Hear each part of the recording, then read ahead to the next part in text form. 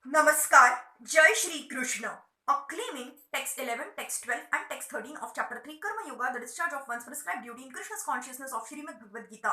Text 11. Devana bhava yatanen te deva bhavayantu vah parasparam bhavayantah shreyah parama vapasyatha. The demigods, being pleased by sacrifices, will also please you, and thus by cooperation between men and demigods, prosperity will reign for all. The demigods are empowered administrators of material affairs. The supply of air, light, water, and all other benedictions for maintaining the body and soul of every living entity is entrusted to the demigods, who are innumerable assistants in different parts of the body of the Supreme Personality of Godhead. Their pleasures and displeasures are dependent on the performance of yajnas by the human being. Some of the yajnas are meant to satisfy particular demigods, but even in so doing, Lord Vishnu is worshipped in all yajnas as the chief beneficiary. It is stated also in the Bhagavad Gita that Krishna himself is the beneficiary of all kinds of yajnas, bhoktaram yajna tapasam. Therefore, ultimate satisfaction of the Yajnapati is the chief purpose of all yajnas. When these yajnas are perfectly performed, naturally the demigods in charge of the different departments of supply are pleased, and there is no scarcity in the supply of natural products. Performance of yajnas has many side benefits, ultimately leading to liberation from material bondage. By performance of yajnas, all activities become purified, as it is stated in the Vedas. Ahara शुद्धौ सत्व शुद्धिः सत्व शुद्धौ ध्रुव स्मृतिः स्मृति लंबे सर्व ग्रंथीनाम विप्रमोक्षः. By performance of yajna, one's eatables become sanctified, and by eating sanctified foodstuffs, one's very existence becomes purified. By the purification of existence, finer tissues in the memory become sanctified, and when memory is sanctified, one can think of the path of liberation, and all these combined together lead to Krishna's consciousness, the great necessity of present day society. Text 12. Ishtana bhoganahi vo deva dasyanate yajna bhavitaha taira dattan pradayaibhyo yo bhumte stena evasaha. In charge of the various necessities of life, the demigods, being satisfied by the performance of yajna, sacrifice, will supply all necessities to you. But he who enjoys such gifts without offering them to the demigods in return is certainly a thief. The demigods are authorized supplying agents on behalf of the Supreme Personality of Godhead Vishnu. Therefore, they must be satisfied by the performance of prescribed yajnas. In the Vedas, there are different kinds of yajnas prescribed for different kinds of demigods, but all are ultimately offered to the Supreme Personality of Godhead.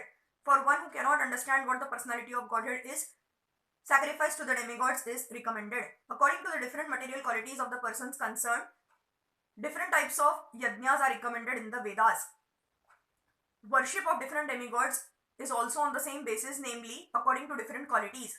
For example, the meat eaters are recommended to worship the goddess Kali, the ghastly form of material nature, and before the goddess, the sacrifice of animals is recommended. But for those who are in the mode of goodness, the transcendental worship of Vishnu is recommended. But ultimately, all yajnas are meant for gradual promotion to the transcendental position. For ordinary men, at least 5 yajnas known as Pancha Mahayajna are necessary. One should know, however, that all the necessities of life that the human society requires are supplied by the demigod, agents of the Lord.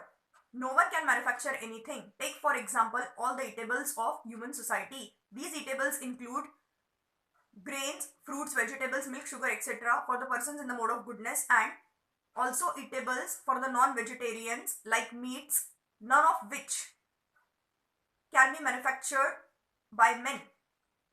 Then again, take for example heat, light, water, air, etc., which are also necessities of life. None of them can be manufactured by the human society. Without the Supreme Lord, there can be no profuse sunlight, moonlight, rainfall, breeze, etc., without which no one can live. Obviously, our life is dependent on supplies from the Lord. Even for our manufacturing enterprises, we require so many raw materials like metal, sulfur, mercury, manganese, and so many essentials, all of which are supplied by the agents of the Lord, with the purpose that one should make proper use of that to keep ourselves fit and healthy for the purpose of self-realization, leading to the ultimate goal of life, namely liberation from the material struggle for existence. This aim of life is attained by performance of yajnas. If we forget the purpose of human life and simply take supplies from the Lord for the purpose of sense gratification and becomes more and more entangled in material existence, which is not the purpose of creation, certainly we become thieves and therefore we are punished by the laws of material nature. A society of thieves can never be happy because they have no aim in life. The gross materialist thieves have no ultimate goal of life. They are simply directed to sense gratification, nor do they have knowledge of how to perform yajnas. Lord Chaitanya, however, inaugurated the easiest process of yajna, namely the Sanskirtana yajna, which can be performed by anyone in the world who accepts the principles of Krishna's consciousness. Text 13. Yajna shishta shinah santo muccante sarva kilbishaiha bhunjate te tvagam papa ye pachana tyatma karanat. The devotees of the Lord are released from all kinds of sins because they eat food which is offered first for sacrifice. Others who prepare food for personal sense enjoyment verily eat only sin. The devotees of the Supreme Lord, or the persons who are in Krishna's consciousness, are called santas, and they are always in love for the Lord, as it is described in the Brahma Samhita 5.38. Prema jnana churita bhakti vilochanena santah sada iva hrudayeshu vilokayanti.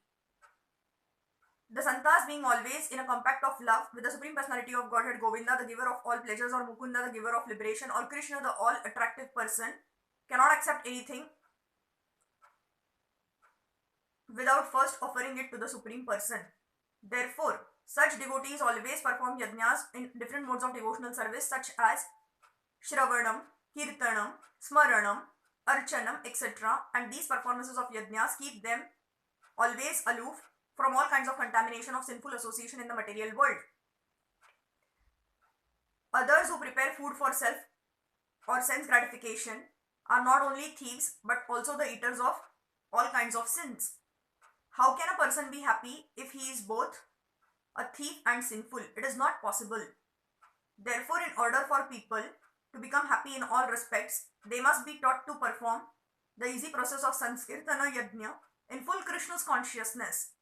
Otherwise, there can be no peace or happiness in the world. Thank you.